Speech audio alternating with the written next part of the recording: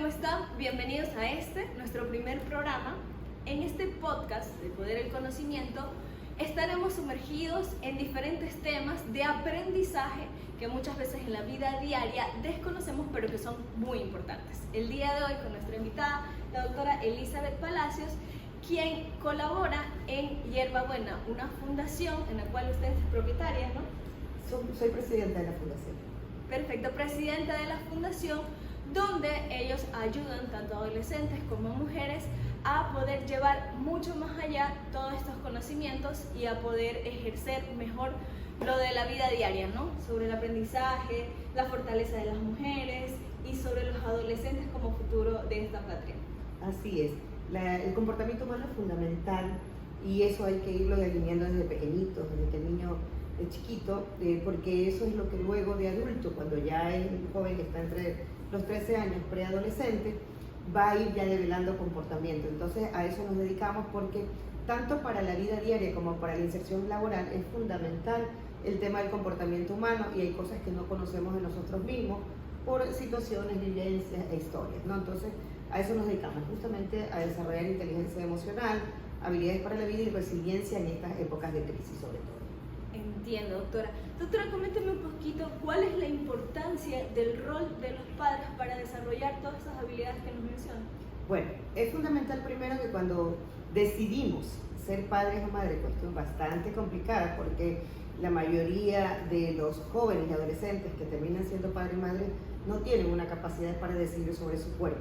Pero fundamental es cuando uno toma la decisión de ser padre y madre, saber que uno debe tener mucha sanidad mental, porque si tú no tienes salud mental y vienes con heridas emocionales desde tu infancia, eso lo que hace es reproducir una serie de patrones culturales que de una u otra forma van también a incidir en el comportamiento de ese niño. Por ejemplo, si yo vengo de un hogar donde me criaron con violencia, la naturalizo, no lo he trabajado, no he hecho acompañamiento psicológico y lo veo como natural, como normal y vuelvo a criar a mis hijos de la misma forma que me criaron a mí. Y por supuesto les voy a hacer un daño. Por eso es que es importante que cuando decimos ser papá y mamá tengamos primero este proceso de tener claro, de planificar, de tener sano, tener autonomía económica también, porque todo eso implica para tener niños y niñas con bienestar emocional sobre todo, ¿no? Y que van a ser luego el reflejo de lo que son sus padres o madres. ¿Sabe que eso en diferentes libros como los de Mariana Estapé, recién dentro de esta lectura veo que lo de naturalizar es seguir un patrón como la carrera a la rata y sigues dando círculos y vueltas con los mismos patrones sin intentar mejorar, porque siempre recalco, todos nuestros padres trataron en su mayoría de hacer las cosas mucho mejor que lo que le hicieron sus padres.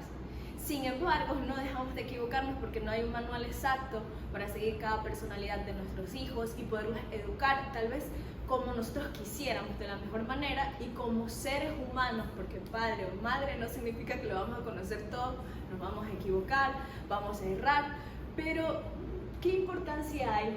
Y tal vez desconocimiento o un poco de qué me importismo, de la importancia de educarse como padres antes de hacerlo. Claro, bueno, desgraciadamente en el Ecuador y creo que en Latinoamérica como tal no existen escuelas de padres y madres. Hace años existían, ¿no? Pero tampoco es que estas contribuyan mucho. A mí siempre me gusta trabajar como un fondo con algunas películas, por ejemplo, que nos ayudan a identificar metodológicamente ciertos comportamientos. Un poco traigo a colación la que a mí me gusta muchísimo y trabajo con los jóvenes, es cómo se desarrollan las creencias. Si ustedes se recuerdan la película Intensamente, la salud mental de un niño se forma de 0 a 5 años y se fortalece de 6 a 12. Entonces esta primera película justo te habla de toda la isla del pensamiento, que son estas creencias que el ser humano va desarrollando de acuerdo a lo que ve en su infancia. Entonces si yo en mi casa veo el niño pequeñito de 3, 4, 5, 6 años, veo que mi papá abraza a mi mamá, la trata con cariño, mi creencia que yo voy desarrollando en mi sistema nervioso central sobre la familia es esa, la amorosa, la que me da protección y por lo tanto me va a dar seguridad. Pero si es lo contrario, yo, niño de 3, 4, 5, 6, 7, 8 años, estoy expectando violencia, tengo un papá agresivo, una mamá débil que llora porque tiene un marido agresor, ya, y yo voy viendo esto y voy desarrollando miedo. ¿Qué entiendo entonces por el concepto de familia? No es la que me va a dar protección y seguridad, sino es a la que me da miedo, que no sé en qué momento se vaya a disparar la violencia. Entonces comienzo además a naturalizar y a creer. Entonces mi isla, estas creencias y mi isla de pensamiento sobre la familia va a ser familia problema, familia violencia, así nos tratamos a gritos. Y por supuesto, esto es terrible, no educa, porque lo que va a hacer es volver a reproducir estas creencias culturales violentas, agresivas, y luego se naturaliza, y este círculo del que usted hablaba es interminable. Por eso es importante darnos cuenta, primero, que nada justifica la violencia. No se pueden educar los hijos con violencia. Una cosa es la disciplina y otra cosa es el maltrato. Si yo educo a mis hijos con violencia, con golpe, porque así me educaron a mí, en mi época, vuelvo a establecer patrones realmente violentos, y mi hijo probablemente, si no sana o luego no es consciente, lo vuelve a naturalizar y lo repite en su nueva generación. Ese es el gran problema. Doctora, justo usted indica que volvemos al patrón, y muchos padres y madres dicen una frase que cuando me la dicen me frustra. ¿Y cómo usted hace como terapeuta para quitarles esa mentalidad? Porque suelen decir, yo crecí bien, al final soy un adulto funcional. Le agradezco a mis padres esa paliza que me dieron, porque si no, no fuese lo que soy hoy. ¿Cómo se puede educar para cambiar esa mentalidad? Bueno, primero ser consciente al adulto. Yo trabajo mucho algunas metodologías, ¿ya? Y la metodología de poder identificar al niño emocional herido. Es muy interesante todos los temas que el día de hoy la doctora nos ha topado. Quisiéramos expandir y desplayarnos mucho más en diferentes temas, sin embargo, el tiempo se agotó. Quisiera pedirle un consejo, una recomendación a la doctora. ¿Qué libros le recomendarías a padres como yo, a madres como yo, que tal vez sienten que no están haciendo las cosas tan bien y creen que pueden hacerlo mejor, y tal vez leyendo estos libros nos puedan educar como padres?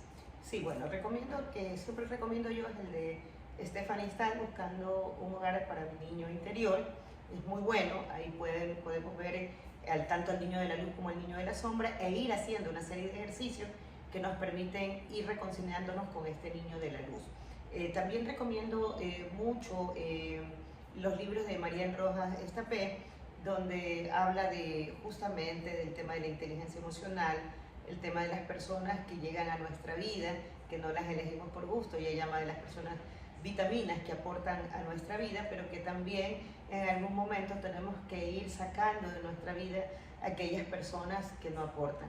Que es importante entender que no hay familia perfecta, que no hay familia que no tenga heridas emocionales, pero cuando ya eres adulto y te das cuenta que esta familia ha contribuido mucho para lastimarte y estás en un proceso de sanación, de trabajar en ti la culpa y el perdón, muchas veces hay que podar el árbol familiar. Si yo me tengo que alejar de mi familia, porque un acto de amor propio es ya no quedarme en ese círculo donde viví violencia, donde de repente me abusaron y estoy conviviendo con tíos, con familiares que fueron parte de ese abuso, un acto de amor para mí es salirme de ese entorno. Entonces ahí hay muchos libros, inclusive el de inteligencia emocional de Daniel Goleman, que yo lo recomiendo también para un poco comenzar a introducir por lo menos la curiosidad de qué es esto de la inteligencia emocional, que la podemos desarrollar en algún otro momento, y profundizar estos 5 pasos para desarrollar inteligencia emocional. Todos podemos hacerlo.